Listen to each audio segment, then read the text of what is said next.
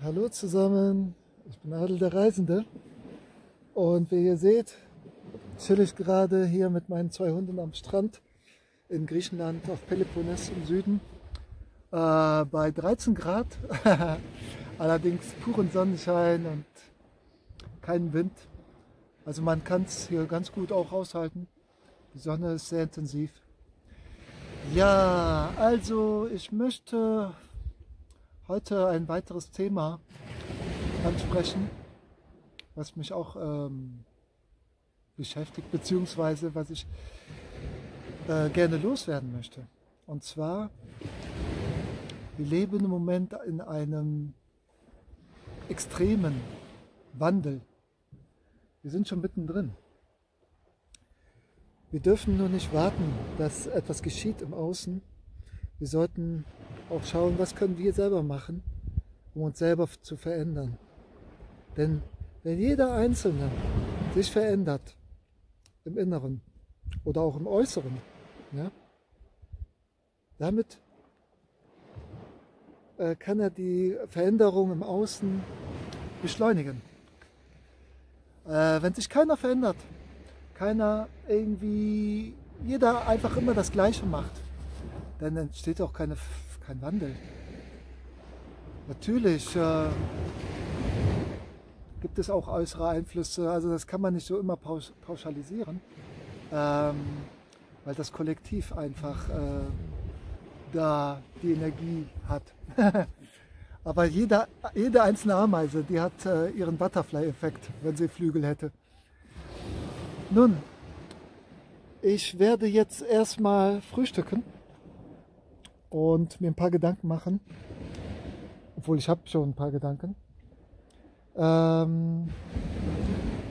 Ich bin gerade noch schön ins Wasser gesprungen hier, in diesem wundervollen Fleck Erde. Ich möchte euch das mal zeigen, wie es hier aussieht bei Sonnenschein.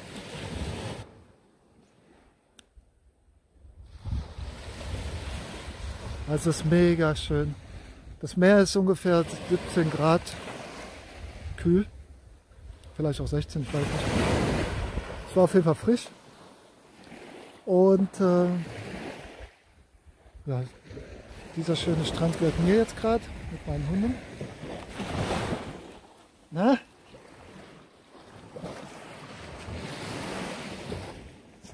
Ja. Ja. Und ich habe jetzt erstmal diese Erfrischung gebraucht und werde jetzt mit meinen Hunden frühstücken, die sind schon hungrig. Und dann erzähle ich euch was und dann laufe ich hier mal die Küste entlang. Und ich habe auf jeden Fall sehr interessante Ideen dazu. Also bis gleich.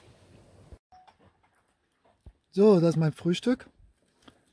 Hirse als Grundlage, dann Banane, Orange, Cashewnüsse, Mandeln, Haselnüsse, Sultaninien oder wie die heißen, Rosinen, irgendwelche Beeren und Kokosflocken, Kokosöl, Leinsamen, was noch, Kokosraspeln, ja, und ein bisschen Salbeitee. Den trinke ich aber auch. Auch dabei habe ich mich verändert. Die Ernährung. Durch neue Erkenntnisse habe ich zum Beispiel Haferflocken weggelassen, obwohl die auch Nährstoffe haben, aber die sind halt verarbeitet und ich möchte möglichst nicht so viel Verarbeitetes mehr essen. Ich weiß jetzt nicht, wie es mit Hirse aussieht, aber ich habe da ein besseres Gefühl. Ja. Okay, so, ich habe mich jetzt auf die Wanderschaft begeben. Ich wollte euch das mal zeigen, wie schön hier die Blumen blühen. Verschiedenste Farben.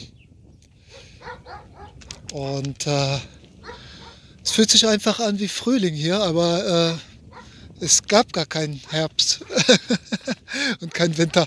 Es ist, nach dem Sommer ist wieder Frühling, weil die Blumen einfach wieder kommen und die Bäume auch keine Blätter verlieren. Hier sind überall ganz viele Blumen. Ja, also ich wandere gerade hier entlang der Küste wieder und nehme euch jetzt mit und erzähle über Veränderung. Veränderung im Innen und Veränderung im Außen. Und wie das zusammenhängt, beziehungsweise warum es sinnvoll ist, dich selbst zu verändern und nicht zu warten, dass irgendwas im Außen passiert. Weil du bist selbst verantwortlich für dein eigenes Leben, nicht die anderen, nicht die Politik oder irgendwelche Befreier, die uns eventuell befreien, nicht der Trump und auch nicht Jesus Christus. Du bist für dein eigenes Leben verantwortlich. In jeder Sekunde deines Lebens kannst du selber entscheiden, was du machst. Ich höre nämlich immer wieder von Menschen, ja, also ich übertreibe jetzt ein bisschen, ich möchte euch da nicht zu nahe kommen, aber es ist in meinen Ohren, klingt das wie so ein Jammern, Opferhaltung. Ihr seid doch keine Opfer, ihr seid Schöpfer, machtvolle Schöpfer, glaubt an euch. Also, ähm, natürlich hat jeder verschiedene Erfahrungen in seinem Leben gemacht. Wie ich im letzten Video über meine Berufung erzählt habe und wie ich dahin gekommen bin und dass ich Menschen Mut machen möchte und dass mein zweiter Vorname für Mut steht. Deshalb bin ich vielleicht, sage ich mal, nicht der Durchschnittsmensch, was Mut angeht. Obwohl, ich bin auch einen Weg gegangen. Ich erinnere mich, dass ein kleines Beispiel nur. Als ich Anfang 20 war, Student, gerade in Aachen, da weiß ich habe mich noch nicht mal getraut, nach dem Weg zu fragen. Jemanden auf der Straße anzusprechen, den ich nicht kenne. Oder nach der Uhrzeit. Ich habe mich das nicht getraut. Ich war sowas von schüchtern. Also, Schüchternheit hat auch was mit Scham zu tun und mit Angst. Und ja, und deshalb sage ich kann immer nur sagen, komm aus der Angst. Und alles, was du dir selber einredest, ich kann nicht oder jetzt noch nicht oder später oder ja später. Was machst du dafür später? Also jetzt ist das Leben, nicht später. Jetzt, im Hier und Jetzt findet dein Leben statt. Das heißt, wenn du das immer verschiebst, dann belügst du dich. Das hat wieder nichts mit Selbstliebe zu tun. Hör auf, dich selber zu sabotieren, sich selber zu belügen. Steh zu dir und deinen Träumen. Buddy, hey! Der Buddy ist ja wieder 100 Meter entfernt. Oh mein Gott. Ich zeige euch kurz. Hier ist eine schöne Bucht. Herrlich, oder? Und da eine schöne Kirche.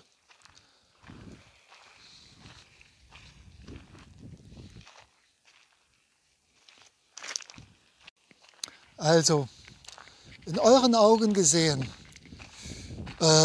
sieht das bei mir alles sehr, sehr einfach aus. Natürlich, weil ich habe mich ja schon von allem befreit, fast. Deshalb bin ich auch so leicht und einfach und kann einfach darüber reden, weil ich ja die Erfahrung gemacht habe, dass es auch einfach geht. Man darf es sich nicht so kompliziert ausdenken. Am besten, man denkt gar nicht. Ich habe das nicht immer einfach in meinem Leben. Ja, sonst hätte ich nicht diese Erfahrung gemacht und wäre jetzt auch nicht hier. Ich habe mich radikal verändert und nicht, weil es einfach in meinem Leben war, sondern weil ich keinen Bock mehr hatte. So, also, was ich jetzt damit sagen will, ist, dass wir alle dafür verantwortlich sind, was im Außen geschieht. Das ganze Kollektiv quasi. Da schwimmt was Großes im Meer. Schildkröte oder so. Irgendwas ist da aufgetaucht. Ich schaue mir das erstmal an. Da hinten. Ich weiß nicht, ob ihr das seht hier. Da ungefähr. Naja. Könnte auch ein Taucher sein. Obwohl. Ich schaue mir das gleich mal von dem Hügel an. Da oben. Bin ich jetzt schon neugierig. Ja, hier ist auch ein mega schöner Kieselstrand. Das Meer ist kristallklar.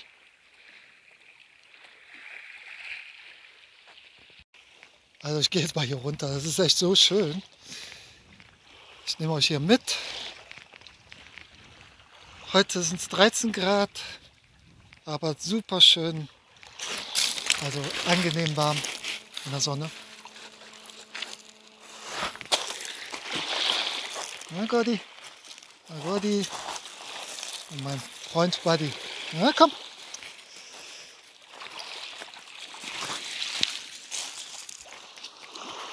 Also ich muss manchmal ein bisschen krass reden. Also das ist halt meine Art. Ich möchte aufrütteln. Ja, jetzt erkenne ich, dass das ein Fels ist, der irgendwie immer wieder rauskommt. Das ist eine andere Bucht jetzt hier wieder. Herrlich, oder? Also, wenn du unzufrieden in deinem Leben bist, dann solltest du etwas verändern. Wenn du zufrieden bist in deinem Leben, dann nicht. Dann brauchst du das Video auch nicht sehen. Aber wenn du bis hierhin geschaut hast, gehe ich mal davon aus, dass du Interesse hast, dich weiterzuentwickeln.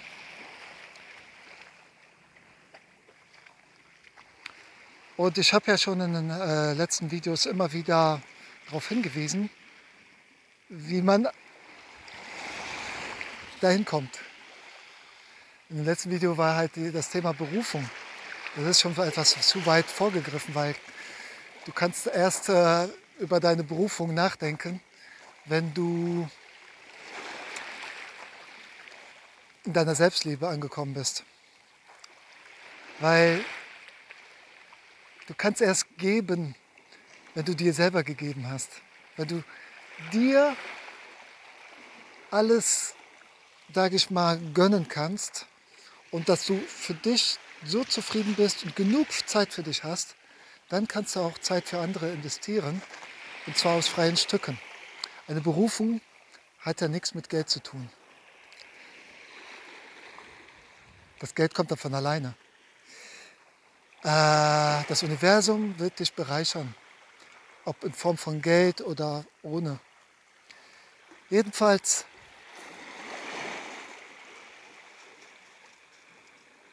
ich bin immer abgelenkt, sorry. Da schwimmt wieder was. Egal.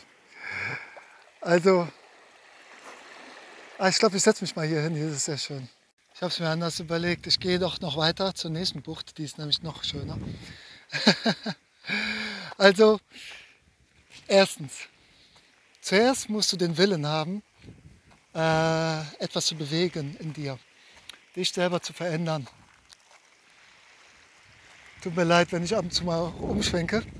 Aber das ist einfach ein Augenschmaus, den ich euch nicht vorenthalten möchte. Zweitens musst du den ersten kleinsten Schritt tun, der möglich ist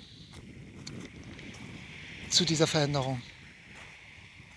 Ja, wenn du jetzt zum Beispiel so ein Leben führen möchtest wie ich, Beispiel nur, ne? Das ist ja wahrscheinlich nur 1 Promille der Menschheit, dann solltest du dir überlegen, wie kann ich dahin kommen? Also, was hält mich hier fest? Ja? Analysiere dein Leben. Zweitens, befreie dich von den Hindernissen. Schritt für Schritt.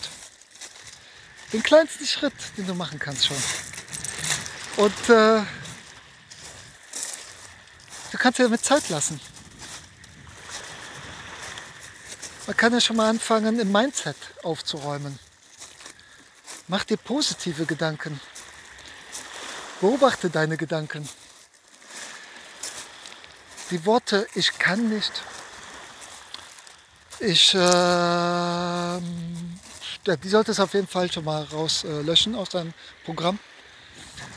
Oder ich traue mich nicht.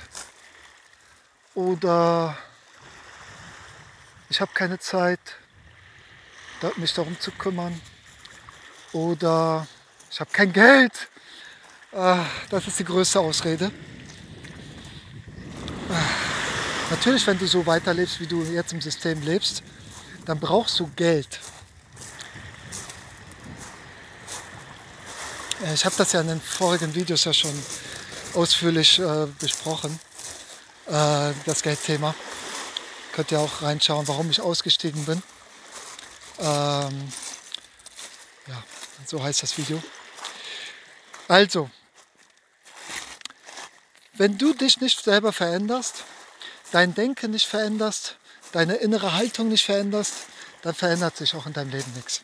Dann grüßt jeden Tag das Murmeltier bei dir und du bleibst in diesem Käfig hängen, in diesem Hamsterrad. Und bitte, komm nicht mit irgendwelchen Ausreden, ach, ich habe ein Kind in der Schule oder Kinder oder keine Ahnung was. Natürlich, wenn die Hindernisse zu groß sind, dann ist es noch nicht die Zeit für dich, so einen radikalen Schritt zu wagen. Aber du kannst doch nach und nach dich vorbereiten, dein Leben einfacher zu gestalten. Das habe ich ja schon bei meinem vorletzten Video erzählt. Vereinfache dein Leben. Also es macht auf jeden Fall Sinn, diese Videos sich auch mal anzuschauen vorher, damit du mich jetzt hier verstehst. Und wenn du nicht bei deinen Gedanken anfängst, dann hast du keine Chance, dich zu verändern.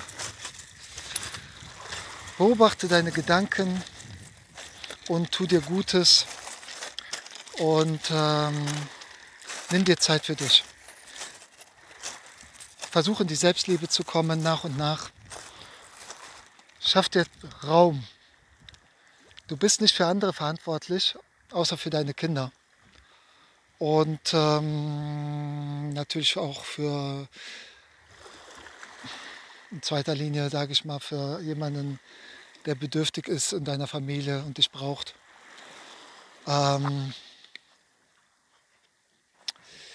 Ja, jeder hat seine eigene Aufgabe im Leben. Vielleicht ist das sogar deine Berufung dann.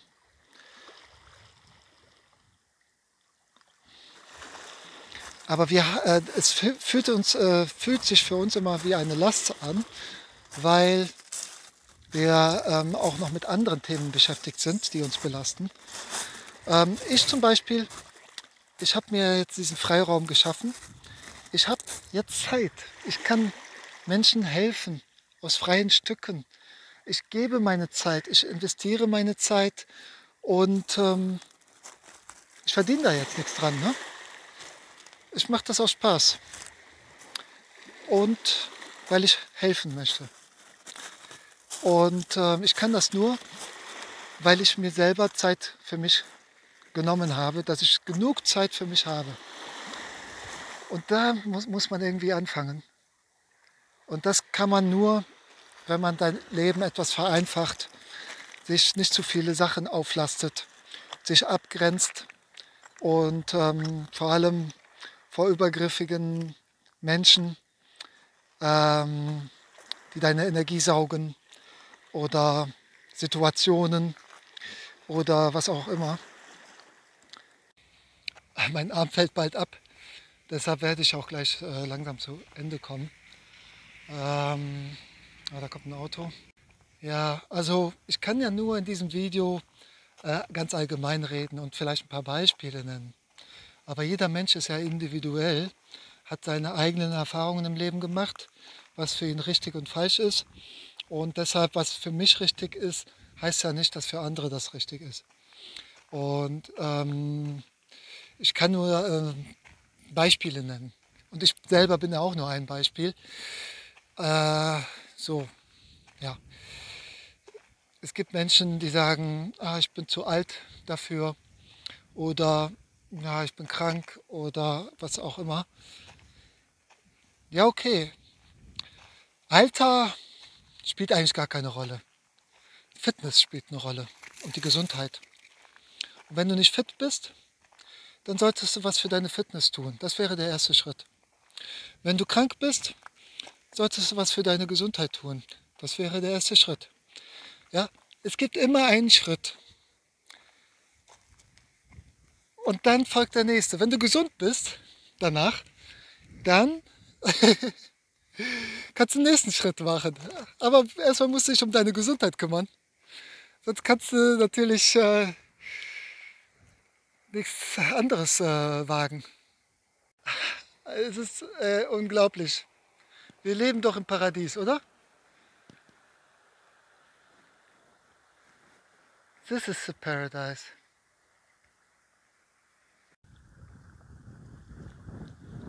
Herrlich. Hier bleibe ich. Hier bleibe ich. An diesem wunderschönen kleinen Privatstrand. Da werde ich mich jetzt niederlassen. Ja, der Platz ist mega.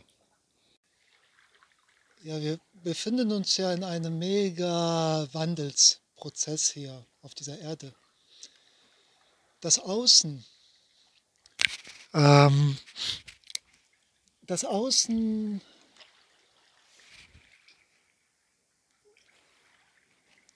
pusht uns quasi zur Veränderung. Wenn das Außen, wenn das Weltgeschehen dir nicht passt, dann musst du etwas für dich ändern. Ein anderes Lebensumfeld suchen oder irgendwas verändern. Zum Glauben finden, in Vertrauen finden oder in die Selbstliebe oder keine Ahnung was. Es hängt ja von deinem Lebensumfeld jetzt ab, was du dir wünschst und so. Ich habe sehr viele Menschen kennengelernt, die das Gleiche machen, was ich ja jetzt mache. Und einfach raus aus der Zivilisation. Weil hier findest du die Ruhe, hier findest du die Selbstliebe, hier findest du Erkenntnisse und das Paradies. Genieße dein Leben, genieße jeden Moment in deinem Leben. Auch ich habe auch noch meine Herausforderungen, die ich zu bewältigen habe. Ich habe aber, wie gesagt, mich schon von vielem ja gelöst. Und ich zeige euch ja jetzt auch nur meine schönen Seiten. Natürlich zeige ich euch nicht meine Konflikte und Konfrontationen. Das würde ja nichts bringen. Aber die habe ich auch noch. Ich habe auch noch die Wut, großes Aggressionsthema in mir. Das spüre ich vor allem, wenn ich meine Hunde zurückrufen muss. Und immer wieder, weil die zu weit vorlaufen, das regt mich auch auf. Und da triggert mich das. Das hat aber was mit mir zu tun und nicht mit den Hunden. Ja, also ich fasse ganz kurz zusammen und dann komme ich zum Schluss. Also beobachte deine Gedanken, negative Gedanken in positive umwandeln, dir selber positive Affirmationen immer wieder aufsagen. Das heißt, also Affirmationen sind immer positive Glaubensmuster wie ich bin stark oder ich bin der Schöpfer meiner Realität oder was auch immer. Du bist der Schöpfer deiner Realität. Das brauchst du dir noch nicht mal eintrichtern. Du bist es. Zweitens, drittens, schau dir an, was dir nicht gut tut und verändere es. Überleg dir, wie du es verändern kannst. Bist du krank? Dann tu was für deine Gesundheit. Selbstverantwortlich. Geh nicht zum Arzt. Kümmere dich selber um deine Gesundheit. Natürlich, wenn es schon so weit fortgeschritten ist, dann musst du natürlich zum Arzt. Schau über den Tellerrand. Geh auch mal zum Heilpraktiker. Versuche verschiedene Perspektiven einzunehmen und verschiedene Wege. Weil es gibt viele Sackgassen im Leben. Dann musst du halt einen Schritt auch zurückgehen und dann einen anderen Schritt wieder vor. Immer wieder ausprobieren. Und ja, die kleinen Schritte sind es einfach nur. Höre auf dein Herz und das wird dich führen. Und warte nicht darauf, dass irgendein anderer von außen dir hilft. Wenn du dich darauf verlässt, dann bist du verlassen. Ja, kennst du das Sprichwort bestimmt. Hat mein Vater mir immer gesagt. Ja, also mit diesem Schlusswort möchte ich jetzt auch das Video beenden. Ich werde jetzt hier den Tag genießen, den restlichen Tag chillen. Und ja, ich hoffe, euch hat das Video gefallen. Bitte schenkt mir ein Like, auch wenn ich ein bisschen krass gesprochen habe. Ich mache das nicht für mich, ich mache das für euch. Und möchte euch da etwas aufrütteln, aus der Komfortzone zu kommen. Okay, in diesem Sinne, ich sende euch ein paar Sonnenstrahlen nach Deutschland oder wo ihr gerade seid, hin, wenn es bei euch grau ist und kalt und viel Wärme. Und freue mich über eure Kommentare wieder, wie immer. Und bis bald, euer Adel, der Reisende.